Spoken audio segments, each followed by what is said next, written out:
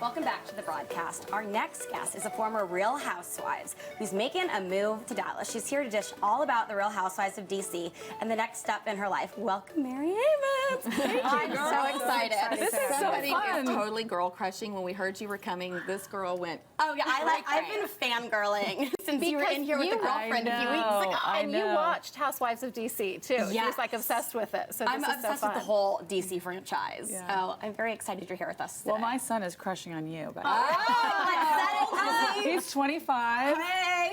You don't look old enough to have a 25-year-old. My oldest is 28 now. I love it. Lily Amons is 28. I'm like, wait, How did that I have a happen? kid who's pushing 30. How's that? I feel like I'm 28. Well, because you're only 25, right? You're like, I'm so young. Oh, I'm sticking with 28. I like that There number. you go. Tell us about the Housewives franchise, what that was like for you, and is there any maybe future? With Well, I don't that? think that there's a future with that franchise any longer. I think that it was, I think, a bit of an experiment for Bravo to cast something else that was a little less crazy. Eyes were on DC because of Obama taking office, and so I think they did a little test pilot. And I signed up because I had a gut feeling that it probably wasn't going to take off for more than one season.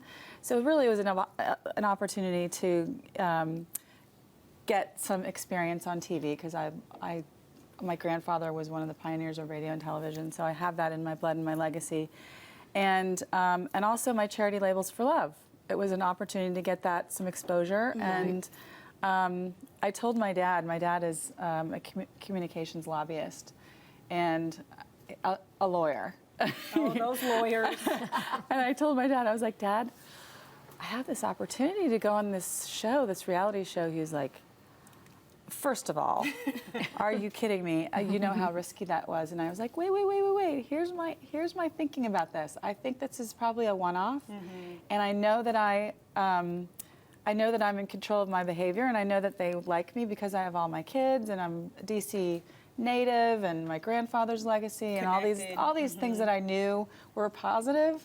So I knew it was a big gamble and a big risk. Yes, it is. Yeah. Oh, And yes. of course, everyone knows the Salahis who are Oh on yes, and that was the season, other. right? That was the other big risk, was being associated with them, and what I was don't. that? What are they like? Give us some good. Who They are- literally crashed a White House party. Yeah, the first date dinner. Oh, my Obama's goodness. first date dinner. Wow. Yeah, it caused so much It was an international incident. Yeah. And there was a lot of controversy around it for Bravo because we were in the middle of our shooting schedule. We were almost done. Wow. And all of a sudden, this happens, and all eyes are on Bravo, thinking that they've caused this or they encouraged this. Do you think that could have played a role in why there wasn't a season 2? Absolutely. Yeah, absolutely. Because Bravo ended up being implicated, and they had to go before Congress and defend themselves. Oh, my goodness. And spent, I'm sure, blew the bank out on our budget. Did it surprise defending you them. that couple did what they did? No. Yeah. I didn't know they had a reputation. Oh yes.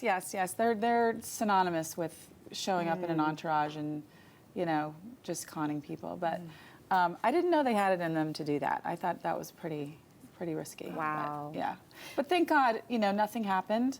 I think what it did is it heightened our sense of security for our president, and it sure was good for our ratings. Sure. Right. Which is really kind of surprising that they didn't do a second season. But that being said, it was a stepping stone for you. You were able to do other things like your design business, right? Tell us about that. Well, I've been designing my whole life. I went to school for it, and just have been helping my friends along the way. And I have these 5 kids, and now they're all grown up, and I'm out launching myself and my business, and it's so much fun. wow. Look It's at like that. not. It doesn't feel like work. Over commercial break, I was telling you, in one of the episodes, you talked about painting your dining room black.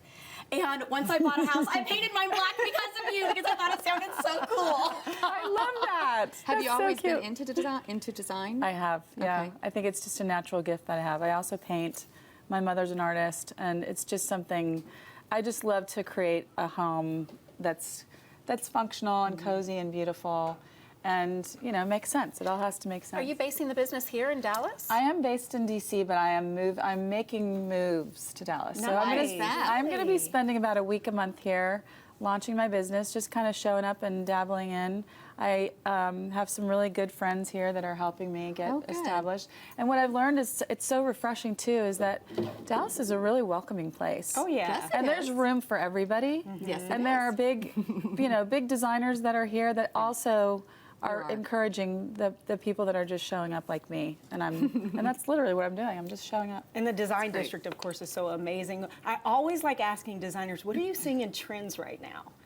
Oh, well, I tend to not follow the trends because I feel like in my aesthetic and my approach to design, I want to build a story around your space, and I want to have things have meaning and have it to be pretty timeless, but also funky cool, Love it. that we can mix it up a bit. So I'm a big fan of neutral white walls and just having pops of color. I have cool. I have A very clean look. I have in my living room, I have a very contemporary Italian Capellini chair covered in Pucci fabric. Oh, that's cool. Yes, and I love mixing hides and I love mixing styles. And I think that that's something that is refreshing to Dallas too, because I think a lot of people have a very specific style, like their whole house is French country or their whole. So I like to mix it up a little Yeah. bit. That eclectic. Can we talk a little bit about your charity Yeah. for a second? Labels so tell for us Love. about it. Labels for Love is a charity I started in 2006, and it basically was at a time where I'm tired of playing 5 days a week of tennis with all the ladies and looking for something to do. And I come from a dad who started a charity back in 1970 in the name of Vince Lombardi. And so I grew up with this event that we planned. And then he actually hired me to be the executive director of his foundation, and I was able to raise my kids and stay home and work. Nice. So I had that in my pocket, and that was easy for me, and I love running events and raising money in unique ways. So I do fashion-inspired events. And I'll be bringing that to Dallas too. Oh, you'll fit in Awesome. perfectly here. What does the event benefit? You know what? It's just women's and children's causes. I select a women's and a children's cause per year. But when I was on the show, I did a big fashion show with Leela Rose. Yes, you did. I remember that. I brought Leela to DC, and it was fabulous. We had so much Love it. fun. Yeah, she's Very a great cool. girl. Well, thanks welcome so to much for being Dallas. here. Yes, Thank you so much. And come back because we want to dish some more. I love it. I love being here. I will come back anytime. Awesome. In fact, I'll co-host if you want. There you If go. anybody's Love sick, it.